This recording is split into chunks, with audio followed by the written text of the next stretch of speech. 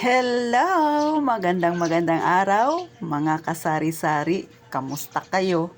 Kamusta ang inyong tindahan? Sana bumenta tayo ngayon maghapon, di ba? Sana maging maganda ang bentahan ngayon.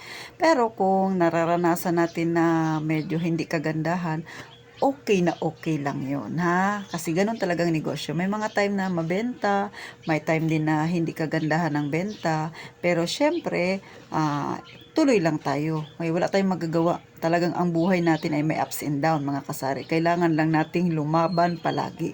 Sa mga wala namang tindahan at naghahanap buhay bilang isang empleyado, sana maging maayos ang inyong pagtatrabaho, mga kasari, ha. Kung kayo ay nagbabalak na magkaroon na ng tindahan, mag-ipon-ipon muna. At syempre pa, nasa tamang channel kayo ni Ate Tintin, oh. Di ba? Sana yung aking i-share sa inyo makapagbigay idea, makapag-motivate, madagdagan ng inyong kaalaman para kung kayo ay magkakaroon na ng tindahan, gawin nyo to, makakatulong ito ng malaki. At sa mga baguhan pa lang na may tindahan ngayon, ka-open pa lang o kaya yung iba ilang araw pa lang, sana madagdagan din ang inyong kaalaman ukol dito at talaga namang dapat ninyo itong gawin. So paano bago magsimula si Ate Tintin, ha, 'di ba? Ang haba na ng intro niya. Makikiusap muna ako sa inyo. Pa-like at saka subscribe na rin kayo, mga kasari, ha.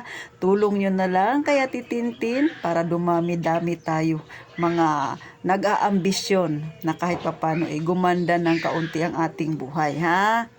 So, isi-share ni Ate Tintin ngayon, ha, kung paano ba siya pag namimili. Ano bang style ni Ate Tintin, ha, sa pamimili ng mga produkto.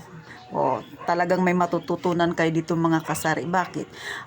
Dito sa amin, kapag marami kasi ditong mga ahente na pumapasok. Sabi ko nga sa inyo, yung araw dito, Lunes ay simula Martes hanggang Sabado, panay mga ahente yan. O, di ba? Martes may delivery ako. Tapos Martes may booking ako. Tapos Miyerkules may delivery, may booking din. Tapos Huwebes may booking, may delivery din.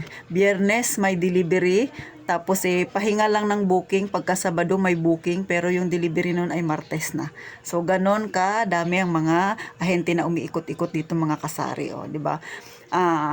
Una, kapag nakuha na ni ahente yung aking order, sa susunod o kaya kinabukasan na iba na yung iba rin niya nagdi-deliver. So ang ginagawa ni Ate Tintin ay double checking, ha. Kasi mahalaga yun na parang ano kayo kaliwaan.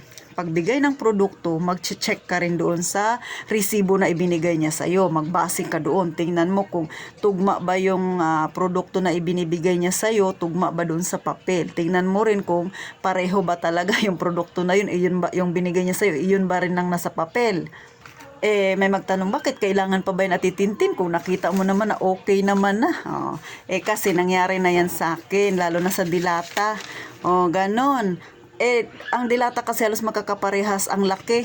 Iba pala yun, katulad ng Argentina, may, di ba, may 150, tapos may 170 grams ba yun? So, ang kulang niya sa akin ay malaki, yung 170 grams. Pero yung ibinigay niya sa akin 150, di lugi na ako noon. Di ba? Kaya kailangan maging mapagmatsyag para hindi ka malugi. Paano mo babawiin yun? Marami pang proseso yun na pagdadaanan, di ba?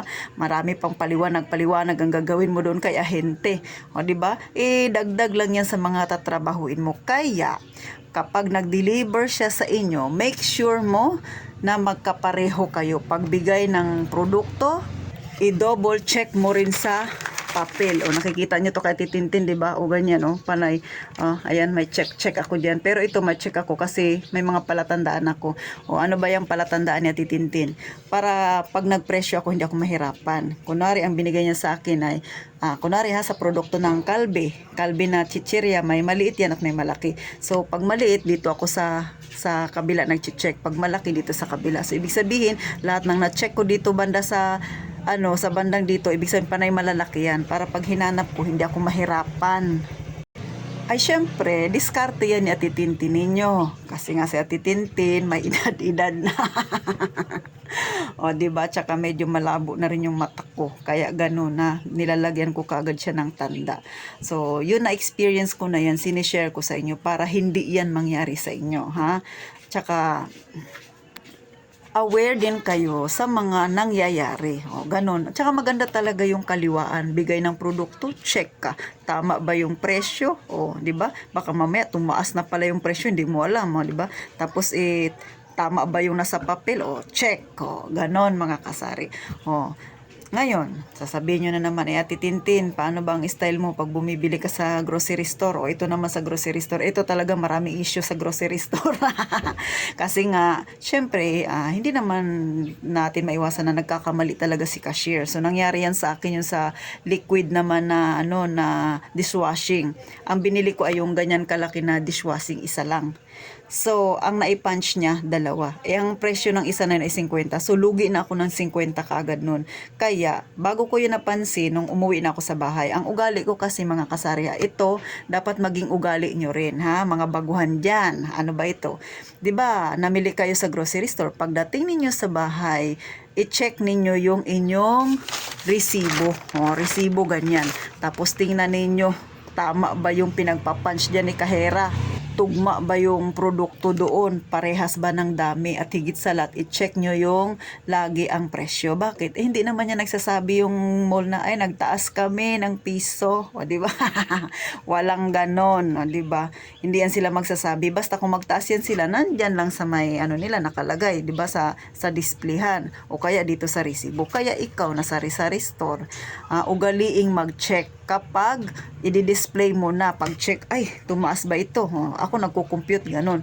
Bago ko i-display, kunwari, Nescafe, check, tama ba? Ang presyo, tingnan ko, tama ba? Titingnan ko yung dating presyo ko rin, kung yun pa rin siya. Kasi nangyari na yan sa akin dati. Hindi ko chinek, tugma naman yung item, parehas din ang dami, okay naman. Pero yung presyo, hindi ko na-check. Ang kinalabasan, ang naging tubo ko dahil pala tumaas na pala siya. Piso na lang sa isang dilata. Luging-lugi si Ate Tintin. Bakit? Yung pamasahe mo, yung pagod mo, nagbinantay-bantay ka dyan, tapos piso na yung tinubo mo. Diba? Yung pagod mo, hindi mababayaran yun. Pambira talaga. Paano kung isang box pa yan ang binili mo, hindi ka nagpangtingin doon sa resibo mo? Tapos, kaya 50 centavos na lang yung tinubo mo. Nako talaga, pambihira talaga. Di ba ganon? So, kaya dapat ugaliin. Ito naman ay sinishare ko lang sa inyo yung nag-experience ko, lalo sa mga baguhan. Pero yung mga datihang may tindahan na dyan, syempre alam na nila yan yung kalakarang ganito. Kaya kung nanonood kayo, syempre napatawa kayo kaya Titintin nagtubo na ng 25 centavos o kaya 50. Pinakamalaki ang piso kasi namirisan, hindi nag-check ng price, nagtaas na pala siya. Di ba? Nakakatawa siya mga kasari. Pero kasi ako, good vibes lang talaga ako. Ayoko masyadong dibdibin niyang ganyan. Pero napansin na, nakabenta na siguro kasi dilata yun. Nakabenta na siguro ako ng 2 piraso. Bago ko na isipan na, nung wala akong ginagawa, naboboring ako. Nagtingin-tingin ako na resibo nung makita ko, ay, tumaas na pala ito. Nakabenta na ako ng 2 piraso. Pero at least nabawi ko pa rin. Nag-double check ako ulit doon. Pero siguro mga 2 araw na yun. Kasi ako hindi ko muna tinatapon kaagad yung resibo. Iniimbak ko lang siya. Kasi yung likod nun, mga kasari, sinusulatan ko. Syempre hindi ako bumibili ng mga extra na papel. Katulad ng ganito, 'di ba? Resibo, ganyan. So, pag matagal na 'yan, nawawala na 'yung sulat niya. So, sa likod, malinis siya. So, dito ako nagsusulat ng aking mga bibilhin sa grocery. Si Ate Tintin, hindi uso 'yan ng mag extra papel pa. Tapos bibili ka pa ba ng lengthwise, di ba? Sayang pa yun, mahal-mahal na ng intermediate ngayon. Syempre, pinanggagawaan ko ng mga listahan yan katulad nito. Yung mga resibo kasi yung likod niyan maganda sulatan. So, ganon si Ate Tintin ninyo, ha? Tawang-tawa kayo sa pinagagawa ni Ate Tintin, di ba? Buti na lang napansin ko 2 days pa lang. Paano kung mga isang buwan hindi ko pinansin-pansin, di ba? Piso lang yung tinubo ko, pinakamalaki yung piso, o kaya 50 centavos. At saka maiba akong mga kasari, sa totoo lang, siguro wala rin akong tutubuin doon. Bakit? Ang mga grocery dito sa amin, hindi nagasukle ng 50 centavos, wala ng 25, pambira talaga. Round off na kaagad. Ganun na. Kunwari ang bibilhin mo 650. Hindi ka na yan suklian. Maliban lang sa, yung SM yan talaga, yung mga malalaking mall yan, nagsusuklian sila ng 50 centavos, di ba? Mga 25, may mga G's ka pa dyan na makukuha sa kanila. Pero, yung mga grocery store dito sa amin, yung mga veteranong grocery store na dito, mga batikan sa pagtitinda. Inugat na dito, mga dungol na. O gano'n. Siguro, natatawa kayo sa akin kasi baka dyan sa inyo meron din ganyan, ha, mga kasari. Pero sa amin, meron talagang ganon. So, yan ang na-share ni Ate Tintin sa inyo. Palaging mag-check ng resibo, magtingin kung tumaas ba ang presyo kasi ang presyo naman hindi yan bababa. Ano yan, milagro yun pag nagbaba. Ganon. Pero yung pagtaas, ewan ko ba, parang nagiging normal na, di ba? Lalo dito sa amin, mahal talagang bilhin kasi malayo nga kami. So, ganon, huwag kakalimutan. At higit sa lahat, kapag pagkain ang yung binibili, i-double check lagi ang expiration, mga kasari, ha? Huwag bibili ng malapit na siyang mag-birthday, ha? Hindi katulad sa tao yan, pag malapit na mag-birthday, nagkakaedad lang. Pero yung pagkain, pagka nag-birthday, ibig sabihin masisira na siya. So, ganon, mga kasari.